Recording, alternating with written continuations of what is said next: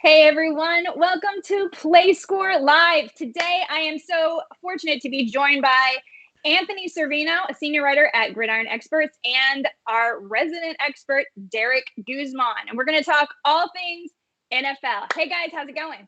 I'm doing great. How are you? I'm awesome. Derek? Glad to be here again. Let's get these power rankings underway. Let's do it. Let's get right into it, guys. All right, we've got our PlaySqorr power rankings coming in from the top. Remember, I didn't make these, so let's figure out if they are correct. Number 10, we've got the Cowboys. Last week, they lost to New England 13-9. That was an interesting game. We'll talk about that more later. Number 9, we have the Buffalo Bills. They beat Denver. Number 8, we have the Green Bay Packers. Their Week 12 result was a 37-8 loss to San Francisco. Aaron Rodgers looking a little rough there. Number 7, the Minnesota Vikings. They were on a bye last week. Number 6, the Kansas City Chiefs, also on a bye last week. Number 5, the New Orleans Saints, who barely squeaked out a win over Carolina. Number 4, Seattle Seahawks, who beat Philadelphia. Number 3, the New England Patriots, who did beat the Cowboys. Number 2, San Francisco 49ers. And coming in at number 1, Lamar Jackson's team, the Baltimore Ravens. So, guys, what do you think?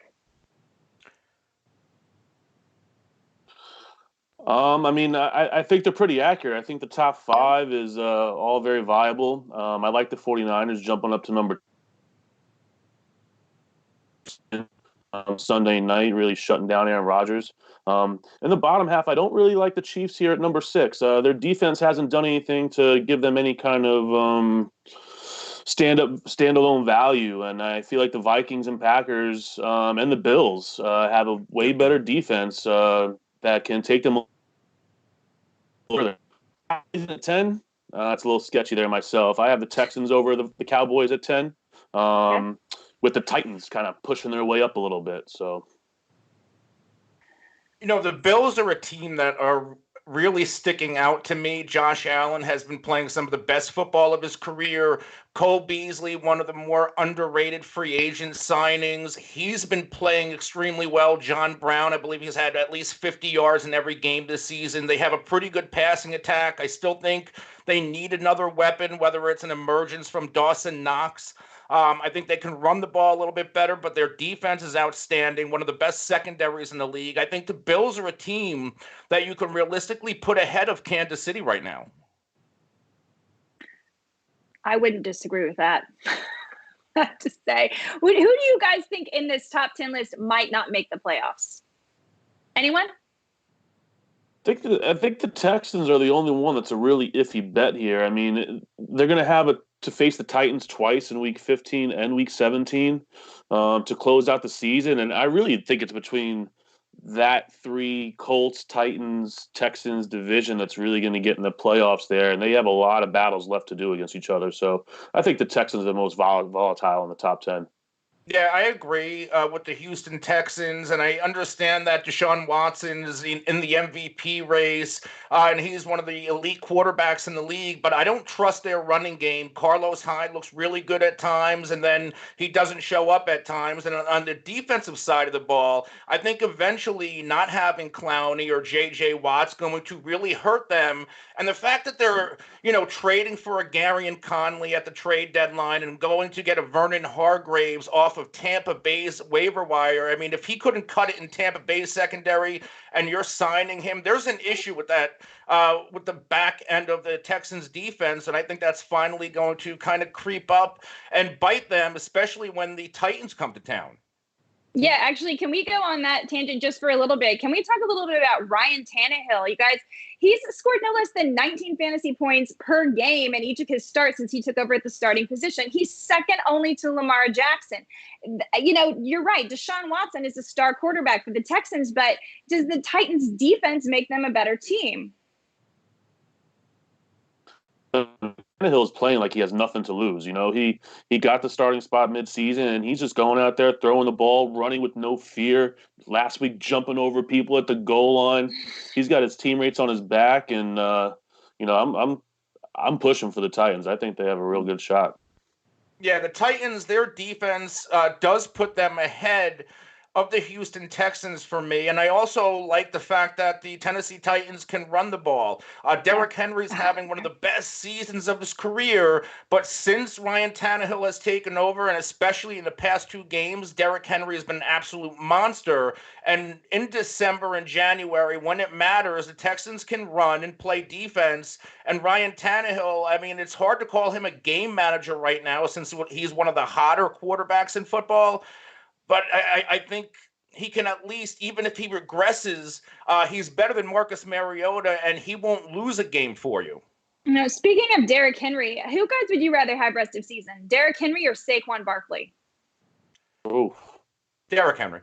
yeah, Derrick Henry. Saquon still hasn't proven himself to be fully healthy, and I can't Derrick believe Henry's we're on coming a in. train Yeah. wreck right now. He's Yeah, running through I people. know. So I can't believe it's come to this, but I think that's probably the right call. I think Fantasy Derrick wise. Henry's even number one, top 5 running back in PPR aspects of fantasy too. He's still in the top 5. Yeah, it's unbelievable. All right, guys, let's transition and talk about some games. Speaking of big games, there's going to be a big game on Sunday between the 49ers and the Ravens. So what do you guys think this is? Is this going to be a defensive battle? Is it going to be an offensive shootout? How do you think this is going to go? Derek?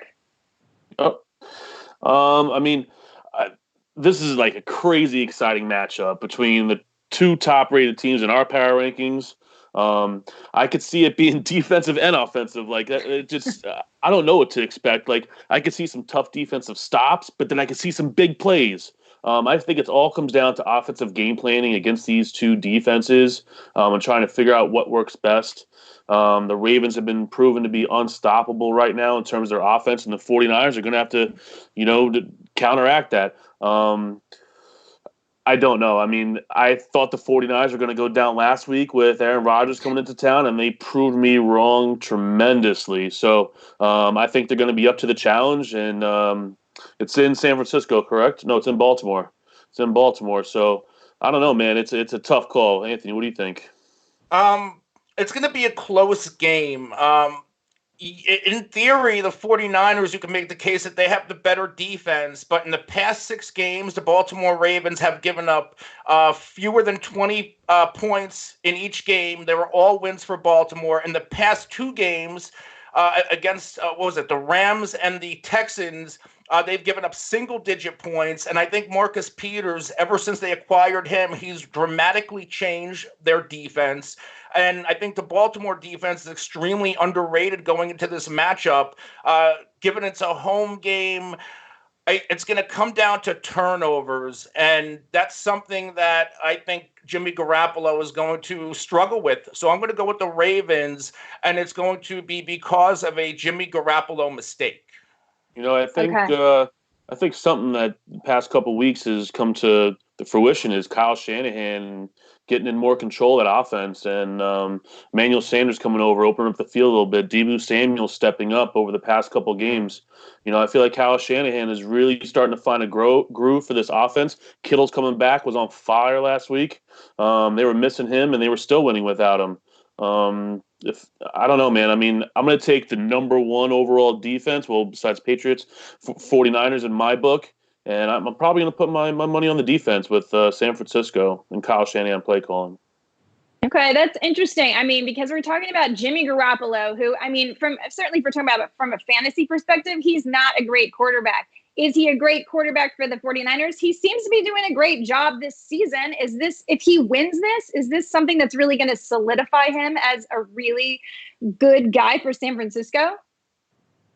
I mean, I feel like the fans are already in love with him. The 49ers went and brought him in, and he hasn't nothing to prove them otherwise.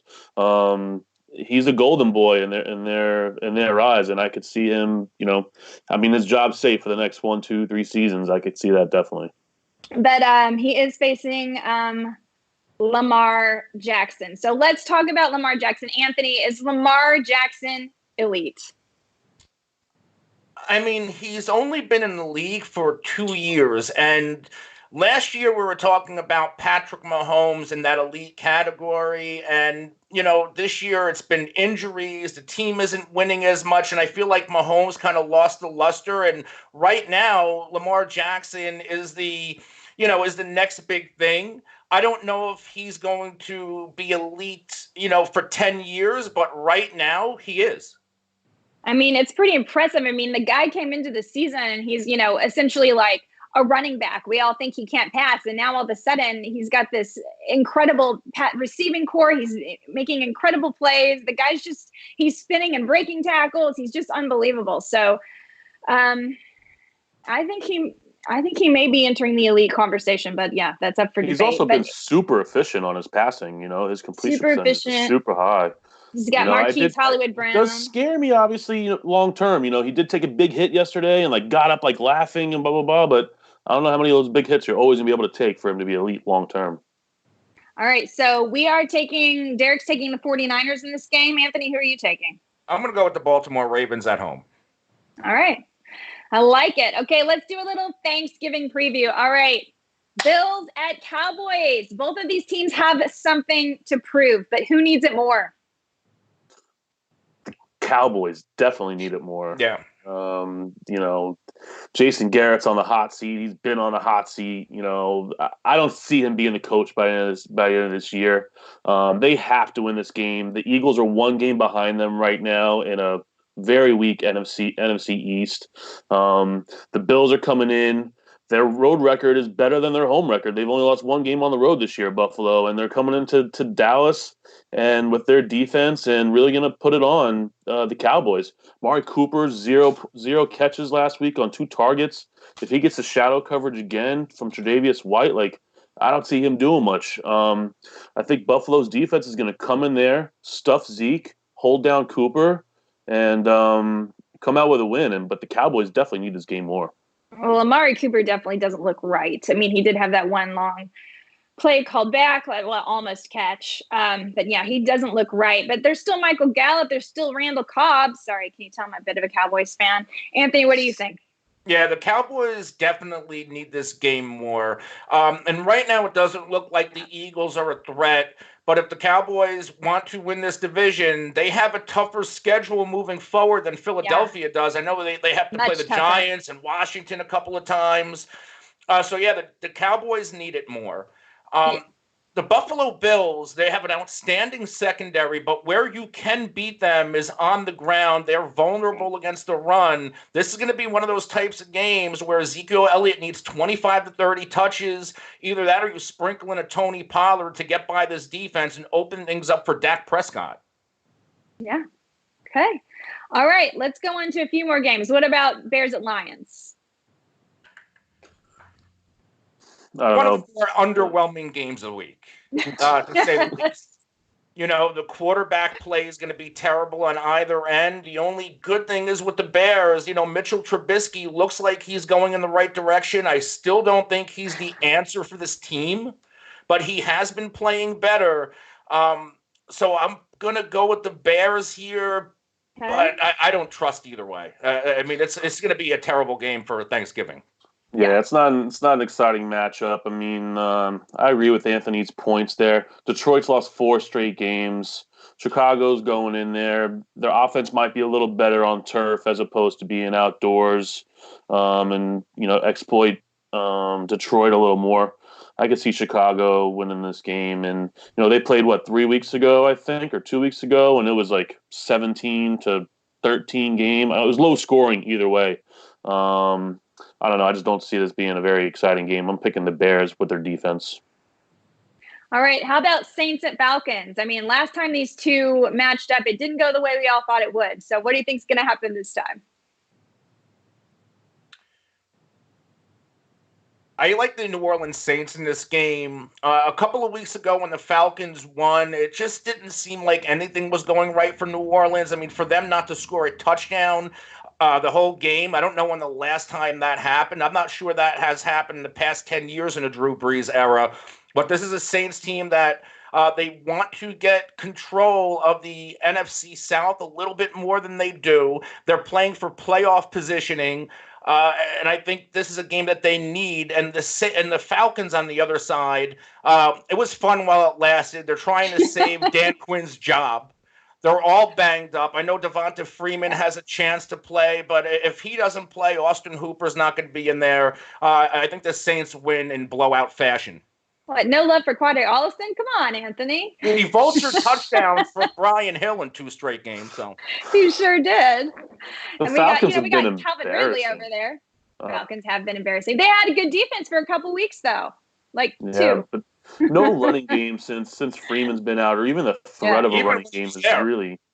Yeah, no, and even when Freeman was there, I mean, just the threat of a running game was better than what they're doing with Brian Hill. You know, they're all relying on Matt Ryan. They even took him out towards the end of the game just to preserve him for whatever reason. Ended up getting Calvin Ridley a touchdown. I was pretty stoked about that, but I don't know. I mean, the Saints going into the Atlanta, I think they want some redemption from what happened to them last time. Drew Brees under the spotlight is just, you know, makes for all fantasy aspects of him just having a huge day. I agree with Anthony. Saints blowout fashion against the Falcons, without a doubt. That ought to be the way. By the way, what's up with Julio Jones, you guys? You think he's okay? Getting old. He is. He's crossed that threshold. It's like 31 years old is when people start slowing down a little bit, and I think that's what's going on. I also think he's being used a little bit more as a decoy this year. That's what brought Hooper into the conversation and giving Calvin Ridley some more room. And that's what Calvin Ridley saw 14 targets last week versus Julio's 9. So with Sanu gone, it's interesting to see how this is all going down. And of course, Matt Ryan disappointed a lot of us who were hoping for a real bonanza in our fantasy. Justin Gage came in with 9 catches. So yeah. Well, we're getting a question. Calvin Ridley or Julio Jones? Calvin Ridley or Julio Jones, you guys? I mean, personally, for me, I'll just say a little something. Calvin Ridley's had a touchdown each of the last 2 games. And it does seem to be getting more targets. I think Julio Jones is more talented, but I think possibly from here to the end of your season that Calvin Ridley may be the answer if you're looking at how to win your league. What do you guys think, Anthony? I'm going to side with Calvin Ridley here. In the past 2 games, you said he scored a touchdown, and last season he scored 4 touchdowns against the Saints. If Marshawn Lattimore returns for New Orleans, he's going to be locked up with Julio Jones, and their secondary cornerbacks, whether it's P.J. Williams and Eli Apple, they're not exactly Marshawn Lattimore type of players. So this could be a game for Calvin Ridley to once again either get into the end zone or even go off for over 100 and a touchdown. I'm with you. I can't believe we're saying it, but I'm with you. What do you think, Derek? I agree with both you guys' points. Calvin Ridley's been the go-to guy, while, you know, like I said, Julio Jones has been a decoy. And I think that Calvin Ridley is the pick here. You guys said enough about it. It's crazy. All right, so let's go ahead and move on to some fun score matchups. You guys know that we have an app, PlaySqorr.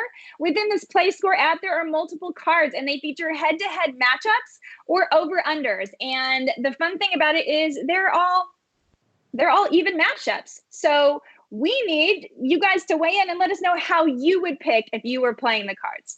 All right, so the number one I want to talk about is Drew Brees versus Dak Prescott. We have Drew Brees with a minus 0.75 points versus Drew Prescott for the NFL Thanksgiving Week 13 card. How would you pick, Derek? Dak Prescott. Yeah. I mean, we have the Bills going into Dallas right now, and, you know, I did talk about the Bills coming in with their defense, but, you know, I feel like the Cowboys on Thanksgiving always bring something special, always bring some highlights, and are eating those turkey legs with John Madden and, you know, their offensive line. And, you know, Dak 2 weeks ago had 400 yards passing. Cooper needs a comeback. You know, granted, I don't know if it's going to happen, but I'm on the side of the Cowboys. I want it to happen for them. When the Cowboys are good, America's great again. And, you know, I'm hoping Prescott comes through on Thanksgiving and gives America a nice show. So glad we all agree today on this. Anthony, who would you take, Brees or Dak?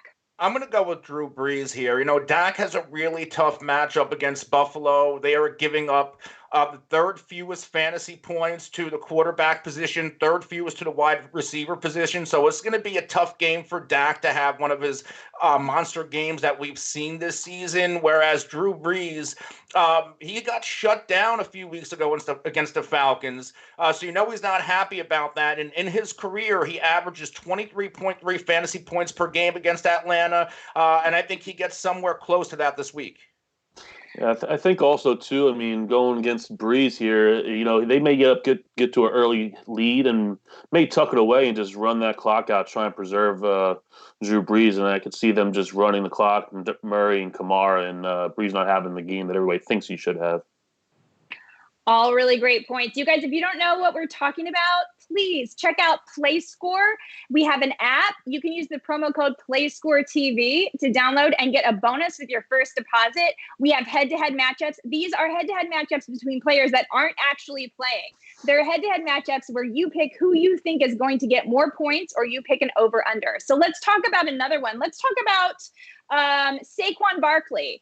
Do you think he will get over or under 15.25 points? Saquon is featured on our NFL Lead Block Week 13 card in the PlaySqorr app. Anthony, over or under 15.25 fantasy points? I actually like Saquon a lot this week. He's been struggling of late. He hasn't looked good, but I think the matchup is there for Saquon to finally get on track. Now, I don't know if he has a Saquon type of game where he absolutely goes off, but to go for right around 100 total yards, couple of catches, and a score, that should put him right around that 15, 16-point range. Okay. Derek, what do you think? Yeah, I think the Packers are going to come out here blazing, pissed off from the San Francisco loss. I could see the Packers getting ahead in this game and the Giants not being able to get Saquon involved as much. He averaged 3.5 a rush last week as they were coming off a bye week, and everybody had Barkley pegged for a big week, and he let everybody down. I think this is more about game script and the Giants playing from behind, and I don't think Barkley's going to be there. He only had 2 targets last week. I don't think Barkley's gonna get that 15 points. All right. Strong arguments for both sides of that. All right. How about Ryan Tannehill versus Kyler Murray? Derek, who would you take? I don't know. I mean, I love Kyler Murray in general. I think he's going to have a great little career coming to him. I think Kingsbury has been are going to be studying the Lamar Jackson footage and game plan of the Baltimore Ravens and hopefully try and implement some of that against the Rams this week, who they're going against. And with Kirk back for Kyler Murray, his go-to guy the past 2 weeks, has been a huge help for Kyler Murray. I just think an extra week of preparation in a rookie season is going to give him some time, give Kingsbury some time to game plan. And I think Kyler Murray's going to have a big week this week. All right, Anthony. I'm going to go with Ryan Tannehill, and I don't love the matchup against the Colts, but Tannehill has been on fire since he's taken over the starting job. I know we talked about this a little bit earlier. With Derrick Henry getting going, I think Tannehill can do just enough to outscore Kyler Murray. Going up against the Rams, and I know the Rams looked terrible last night against Lamar Jackson, but Kyler Murray is not Lamar Jackson. Different style of football, and you have to throw against, Jalen Ramsey a lot. I just trust Ryan Tannehill more right now. Okay. Strong arguments for both. All right, guys, you can find that matchup on the NFL Go Long Week 13 in the PlaySqorr app. Again, use promo code PlaySqorrTV to get your first deposit matched up to $20. All right, guys, last one. Let's do, how about Mark Andrews versus Zach Ertz on the NFL Tight Ends Week 13 card? Who would you take, Anthony? I'm going to go with Zach Ertz, and I like Mark Andrews a lot. He's one of the better fantasy tight ends, but the 49ers give up nothing to the tight end position. And on the other end, Zach Ertz, if you take in consideration, we don't know Alshon Jeffrey's health status. There's no Nelson Aguilar, not like it matters when he does play, he does nothing. Just out of, by default, Zach Ertz is going to see, somewhere close to double-digit targets, and he's one of the more sure-handed tight ends in the league. So opportunity-wise, I like his upside over Mark Andrews this week. Okay, I love it. Derek. Yeah, I mean, I think Ertz is the easy pick, having 9 catches, touchdown last week. But I'm going to go with Mark Andrews here in a big battle against San Francisco at home. I could see them game planning and getting all their tight ends involved like they have been all season long. I see Andrews getting open over the middle, catching a touchdown. I just vision it. I see it, So that's not any stat backing it up. I just think Andrew's going to have a better week in a big matchup this Sunday. Guys, this is what makes PlaySqorr so much fun. These matchups are you. It's you using your gut to pick and to win. The more picks you make, the more money you win. So download the PlaySqorr app and use promo code PlaySqorrTV to get your first deposit matched up to $20. Guys, before we wrap it up, can you each give me one bold prediction for this week? I want something bold. Give me something crazy. Anthony, go. Bold prediction for this week. Yeah, I'm going to keep it with our Cowboys. I think Zeke goes for 150 total yards and 2 touchdowns for a Cowboys win. Love it. I love it. I'm gonna get on that train. Derek, what have you got for me? I think the Dolphins win at home against the Eagles. Wentz is going to go home crying. And everybody's going to be Philadelphia's in a array, but I think Fitz magic is going to work some magic this week and get win number 3 for the Dolphins. Well, as a Cowboys fan, I co-sign both those bold predictions. Thank you very much, Team PlaySqorr. All right, guys, have a wonderful Thanksgiving. Thanks for tuning in. Please follow us online at PlaySqorr TV. Download the PlaySqorr app. Have lots of fun, and we will see you guys next time. Thanks, Derek. Thanks, Anthony. Happy Thanksgiving, everybody. Happy Thanksgiving. Happy Thanksgiving.